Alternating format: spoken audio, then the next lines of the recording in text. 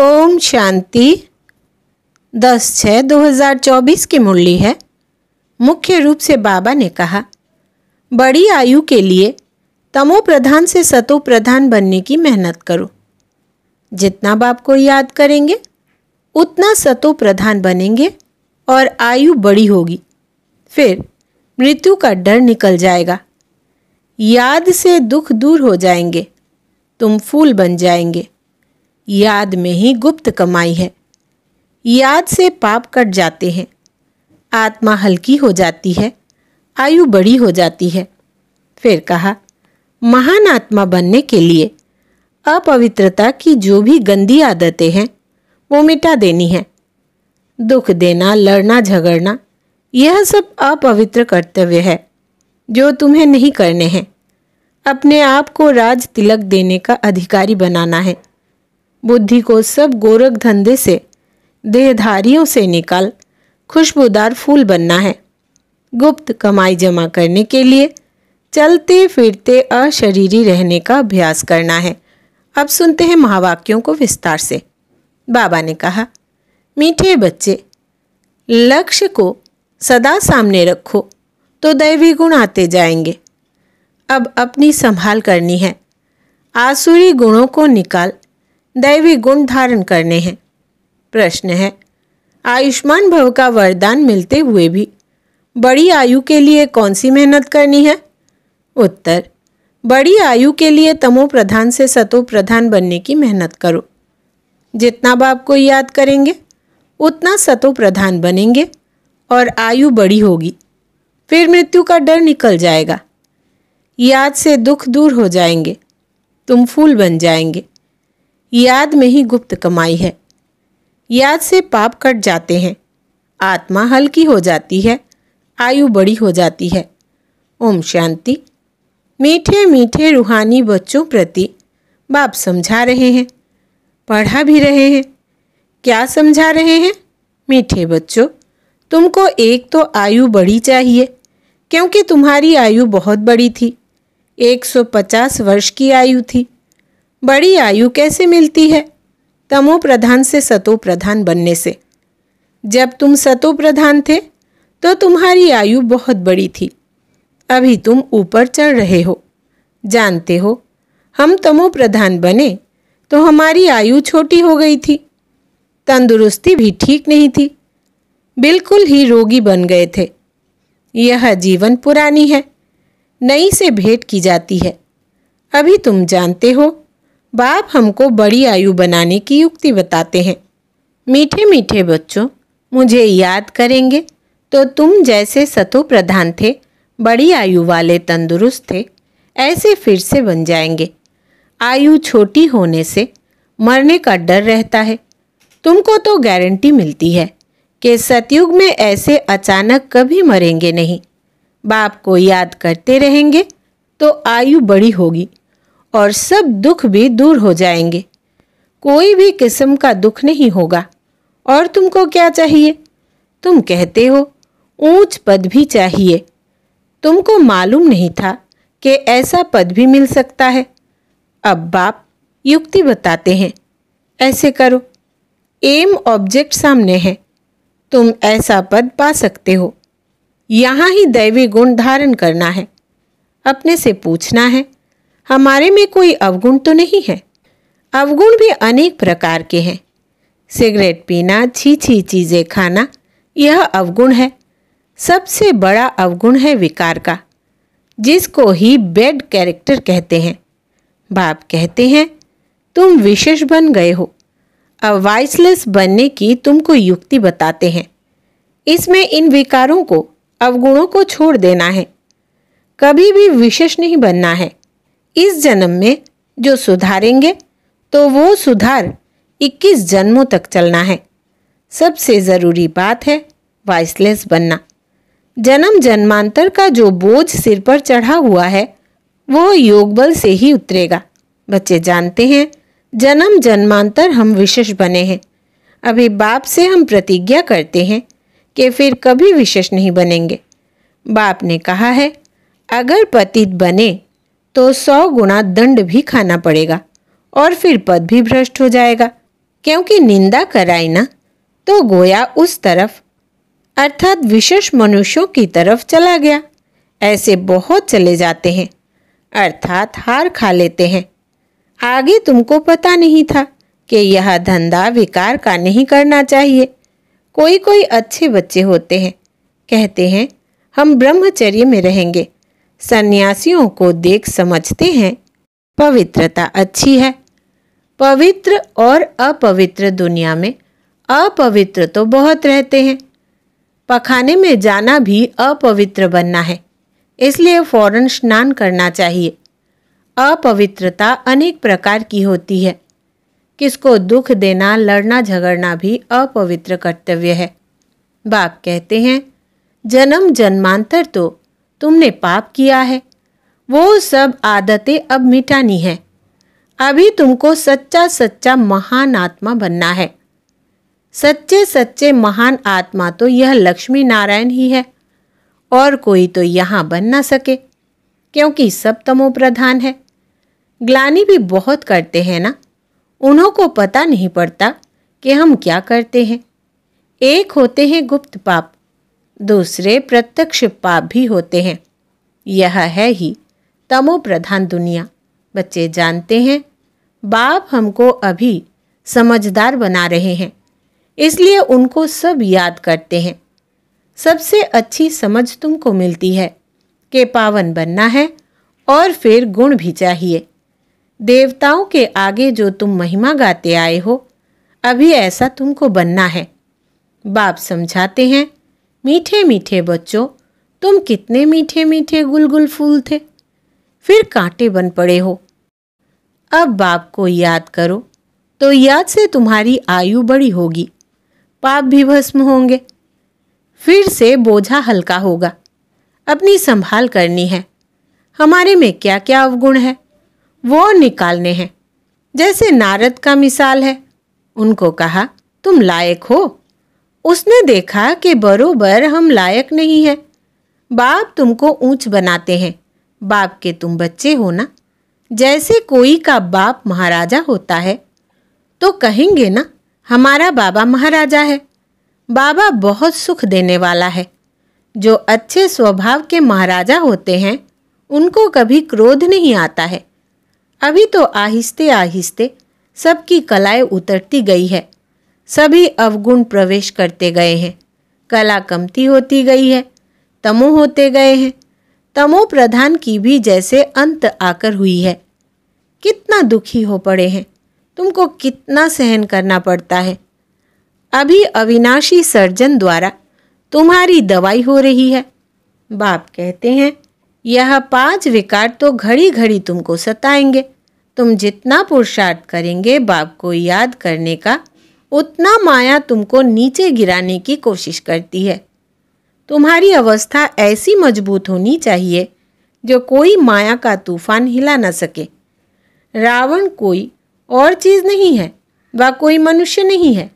5 विकारों रूपी रावण को ही माया कहा जाता है। आसुरी रावण संप्रदाय तुमको पहचानते ही नहीं है कि आखिरी में यह है कौन। यह बीके क्या समझाते हैं, रियलिटी में कोई नहीं जानते। यह बीके क्यों कहलाते हैं, ब्रह्मा किसकी संतान है, अभी तुम बच्चे जानते हो। हमको वापस घर जाना है। यह बाप बैठ तुम बच्चों को शिक्षा देते हैं। आयुष्मान भव, धनवान भव, तुम्हारी सब कामनाएं पूरी करते वरदान देते हैं। परंतु सिर्फ वरदान से कोई काम नहीं होता, मेहनत करनी है। हर एक बात समझने की है। अपने को राज तिलक देने के अधिकारी बनना है। बाप अधिकारी बनाते हैं। तुम बच्चों को शिक्षा देते हैं ऐसे ऐसे करो। पहले नंबर की शिक्षा देते हैं माँ में कम याद करो। मनुष्य याद नहीं करते हैं क्योंकि वो जानते ही नहीं, तो याद भी रॉन्ग है। कहते ईश्वर सर्वव्यापी है, फिर शिव बाबा को याद कैसे करेंगे।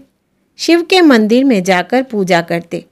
तुम पूछो उनका ऑक्यूपेशन बताओ तो कहेंगे भगवान सर्वव्यापी है। पूजा करते हैं, उनसे रहम मांगते हैं। मांगते हुए फिर कोई पूछता परमात्मा कहाँ है, तो कहते सर्वव्यापी है। चित्र के सम्मुख क्या करते हैं, और फिर चित्र सम्मुख नहीं तो कला काया ही चट हो जाती है। भक्ति में कितनी भूलें करते हैं, फिर भी भक्ति से कितना प्यार है। श्री कृष्ण के लिए कितना निर्जल आदि करते हैं। यहाँ तुम पढ़ रहे हो और वो भक्त लोग क्या क्या करते हैं। तुमको अभी हंसी आती है। ड्रामा अनुसार भक्ति करते कदम नीचे उतरते आए हैं, ऊपर तो कोई चढ़ ना सके। अभी यह है पुरुषोत्तम संगम युग, जिसका कोई को पता नहीं है। अभी तुम पुरुषोत्तम बनने के लिए पुरुषार्थ करते हो। टीचर स्टूडेंट का सर्वेंट होता है ना, स्टूडेंट की सर्विस करते हैं। गवर्नमेंट सर्वेंट है। बाप भी कहते हैं सेवा करता हूँ, तुमको पढ़ाता भी हूँ। सभी आत्माओं का बाप है। टीचर भी बनते हैं। सृष्टि के आदि मध्य अंत का ज्ञान भी सुनाते हैं। यह ज्ञान और कोई मनुष्य में हो न सके, कोई सिखला न सके। तुम पुरुषार्थ ही करते हो कि हम यह बने। दुनिया में मनुष्य कितने तमो प्रधान बुद्धि है। बहुत खौफनाक दुनिया है। जो मनुष्यों को नहीं करना चाहिए वो करते हैं। कितना खून डाका आदि लगाते हैं, क्या नहीं करते हैं। 100% तमो प्रधान है। अभी तुम फिर 100% सतो प्रधान बन रहे हो। उसके लिए युक्ति बताई है याद की यात्रा। याद से ही विकर्म विनाश होंगे। बाप से जाकर मिलेंगे। भगवान बाप आते कैसे हैं यह भी तुम अब समझते हो। इस रथ में आए हैं, ब्रह्मा के थ्रू सुनाते हैं, जो फिर तुम धारण कर औरों को सुनाते हो। तो दिल होती है डायरेक्ट सुने। बाप के परिवार में जाए। यहाँ बाप भी है, माँ भी है, बच्चे भी है। परिवार में आ जाते हैं। वो तो दुनिया ही आसुरी है। तो आसुरी परिवार से तुम तंग हो जाते हो, इसलिए धंधा आदि छोड़कर बाबा के पास रिफ्रेश होने आते हो। यहाँ रहते भी है ब्राह्मण, तो इस परिवार में आकर बैठते हो। घर में जाएंगे तो फिर ऐसा परिवार नहीं होगा। वहाँ तो देहधारी हो जाते। उस गोरख धंधे से निकल तुम यहाँ आते हो। अब बाप कहते हैं देह के सब संबंध छोड़ो, खुशबूदार फूल बनना है। फूल में खुशबू होती है। सब उठाकर खुशबू लेते हैं, अग के फूल को नहीं उठाएंगे। तो फूल बनने के लिए पुरुषार्थ करना है, इसलिए बाबा भी फूल ले आते हैं। ऐसा बनना है। घर गृहस्थ में रहते एक बाप को याद करना है। तुम जानते हो यह देह के संबंधी तो खलास हो जाने हैं। तुम यहाँ गुप्त कमाई कर रहे हो। तुमको शरीर छोड़ना है। कमाई करके और बहुत खुशी से हर्षित मुख हो शरीर छोड़ना है। घूमते फिरते भी बाप की याद में रहो तो तुमको कभी थकावट नहीं होगी। बाप की याद में अशरीरी हो, कितना भी चक्र लगाओ, भले यहाँ से नीचे आबू रोड तक चले जाओ तो भी थकावट नहीं होगी। पाप कट जाएंगे, हल्के हो जाएंगे। तुम बच्चों को कितना फायदा होता है और कोई तो जान न सके। सारी दुनिया के मनुष्य पुकारते हैं पतित पावन, आकर पावन बनाओ। फिर उनको महात्मा कैसे कहेंगे। पतित को फिर माथा थोड़े ही टेका जाता है, माथा पावन के आगे झुकाया जाता है। कन्या का मिसाल जब विकारी बनती तो सबके आगे सिर झुकाती है और फिर पुकारती है हे पतित पावन आओ। अरे पतित बने ही क्यों जो पुकारना पड़े। सबके शरीर तो विकार की पैदाइश है ना, क्योंकि रावण का राज्य है। अभी तुम रावण से निकल आए हो। इसको कहा जाता है पुरुषोत्तम संगम युग। अभी तुम पुरुषार्थ कर रहे हो राम राज्य में जाने के लिए। सतयुग है राम राज्य। सिर्फ त्रेता में राम राज्य कहे तो फिर सूर्यवंशी लक्ष्मी नारायण का राज्य कहाँ गया। तो यह सब ज्ञान अभी तुम बच्चों को मिल रहा है। नए नए भी आते हैं जिनको तुम ज्ञान देते हो, लायक बनाते हो। कोई का संग ऐसा मिलता है जो फिर लायक से नालायक बन पड़ते हैं। बाप पावन बनाते हैं तो अब पतित बनना ही नहीं है, जबकि बाप आया है पावन बनाने। माया ऐसी जबरदस्त है जो पतित बना देती है, हरा देती है। कहते हैं बाबा रक्षा करो। वाह, लड़ाई के मैदान में ढेर मरते हैं, फिर रक्षा की जाती है क्या? यह माया की गोली बंदूक की गोली से भी बहुत कड़ी है। काम की चोट खाई गोया ऊपर से गिरे। सतयुग में सब पवित्र गृहस्थ धर्म वाले होते हैं जिनको देवता कहा जाता है। अभी तुम जानते हो बाप कैसे आए हैं, कहाँ रहते हैं, कैसे आकर राजयोग सिखाते हैं, दिखलाते हैं। अर्जुन के रथ पर बैठ ज्ञान दिया है, फिर उनको सर्वव्यापी क्यों कहते?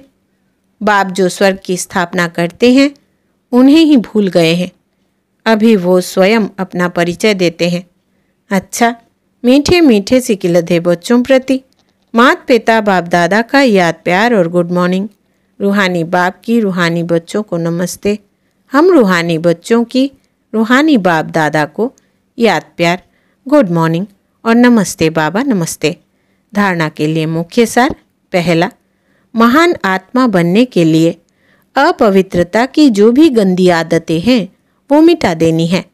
दुख देना, लड़ना झगड़ना, यह सब अपवित्र कर्तव्य है जो तुम्हें नहीं करने हैं। अपने आप को राज तिलक देने का अधिकारी बनाना है। दूसरा, बुद्धि को सब गोरख धंधे से, देहधारियों से निकाल खुशबूदार फूल बनना है। गुप्त कमाई जमा करने के लिए चलते फिरते अशरीरी रहने का अभ्यास करना है। वरदान है, अपने शुभ चिंतन की शक्ति से आत्माओं को चिंता मुक्त बनाने वाली शुभ चिंतक मणि भव। विस्तार है, आज के विश्व में सब आत्माएं चिंता मणि हैं। उन चिंता मणियों को आप शुभ चिंतक मणियां अपने शुभ चिंतन की शक्ति द्वारा परिवर्तन कर सकते हो। जैसे सूर्य की किरणें दूर दूर तक अंधकार को मिटाती है, ऐसे आप शुभ चिंतक मणियों की शुभ संकल्प रूपी चमक व किरणें विश्व में चारों ओर फैल रही है। इसलिए समझते हैं कि कोई स्पिरिचुअल लाइट गुप्त रूप में अपना कार्य कर रही है। यह टचिंग अभी शुरू हुई है। आखिर ढूंढते ढूंढते स्थान पर पहुंच जाएंगे। स्लोगन है, बाप दादा के डायरेक्शन को क्लियर कैच करने के लिए मन बुद्धि की लाइन क्लियर रखो। बाप दादा के डायरेक्शन को क्लियर कैच करने के लिए मन बुद्धि की लाइन क्लियर रखो।